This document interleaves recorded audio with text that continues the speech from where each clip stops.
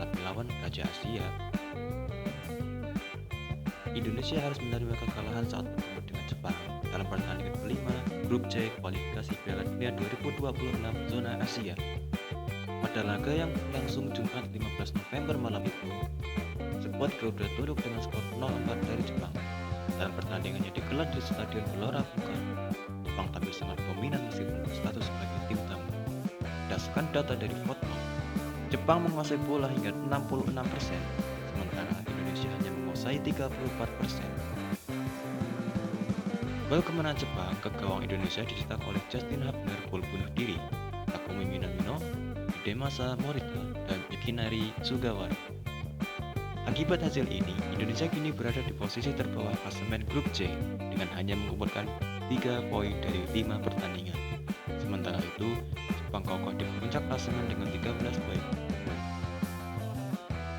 Ada beberapa faktor yang menyebabkan pasukan Sintayong kalah telak dari Jepang. Apa saja faktor tersebut? Simak video berikut ini. Serangan balik memukau, penyelesaian kurang tajam. Indonesia memulai pertandingan dengan strategi yang matang, mengandalkan serangan balik yang terencana. Pada babak pertama, Jay Itzes dan rekan-rekannya berhasil menjalankan taktik ini dengan sangat efektif. Pemain Indonesia kerap kali mengirimkan umpan-umpan terobosan ke belakang garis pertahanan Jepang, meskipun umpan tersebut masih berada di luar kotak penalti. Ragnar Mangon dan Rafael Strike beberapa kali berhasil menerima umpan dengan baik. Keduanya mampu menerobos lini pertahanan Jepang dan menciptakan peluang. Sayangnya, penyelesaian akhir dari tim Indonesia belum maksimal. Selain itu, seringkali jumlah pemain Indonesia di dalam kotak penalti masih kurang memadai.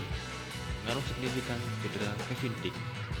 Pada laga debutnya, Kevin Dix menghadapi tantangan yang sangat berat. Ia ditugaskan sebagai wingback kanan dengan tanggung jawab besar untuk mengawal Kaoru Mitoma.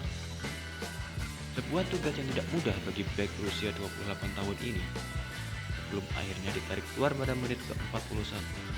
Kevin Dix mengalami 2 kali benturan yang membuatnya terjatuh. Benturan kedua inilah yang menyebabkan cedera serius, maksanya untuk digantikan. Betapa jeda waktu antara cedera yang dialami Kevin Dix setelah ada diganti. Selama periode itu, tim Indonesia harus bermain dengan 10 orang. Pada momen kritis ini, terbuka celah di sisi kanan pertahanan Indonesia yang dimanfaatkan Mitoma untuk memberikan umpan matang kepada Takumi Minamino, menghasilkan gol bagi tim lawan.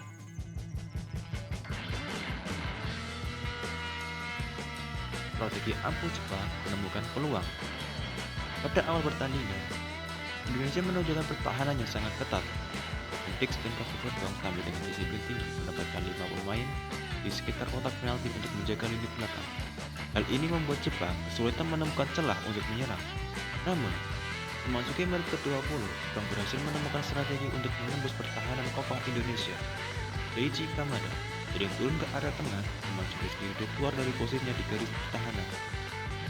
Tidak hanya itu, Minamino juga aktif bergerak di area antara back dan gelandang Indonesia.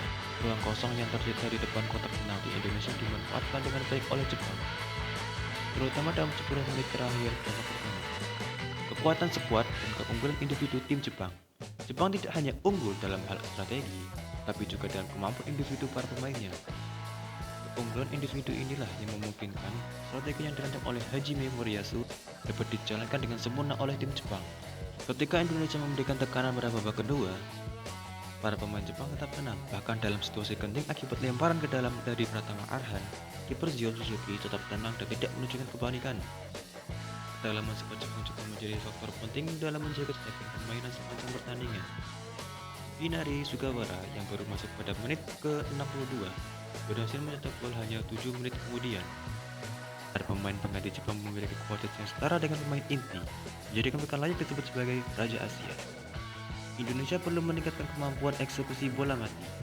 Selain mengandalkan serangan balik, tim Indonesia juga berhasil menciptakan beberapa peluang melalui berbagai skema lain. Mereka mendapatkan beberapa tendangan bebas di posisi yang cukup strategis serta memiliki 4 kesempatan sepak pojok. Namun, hingga kini, Indonesia belum berhasil memanfaatkan peluang-peluang tersebut secara optimal. Skema bola mati yang diterapkan belum mampu menghadirkan ancaman berarti bagi lawan. Aspek ini tentunya bisa ditingkatkan oleh Indonesia dalam pertandingan mendatang. Padahal, Indonesia memiliki eksekutor bola mati yang handal seperti Tom Haye dan Nathan Joan. Diperlukan strategi yang telah terencana agar peluang-peluang tersebut bisa berubah.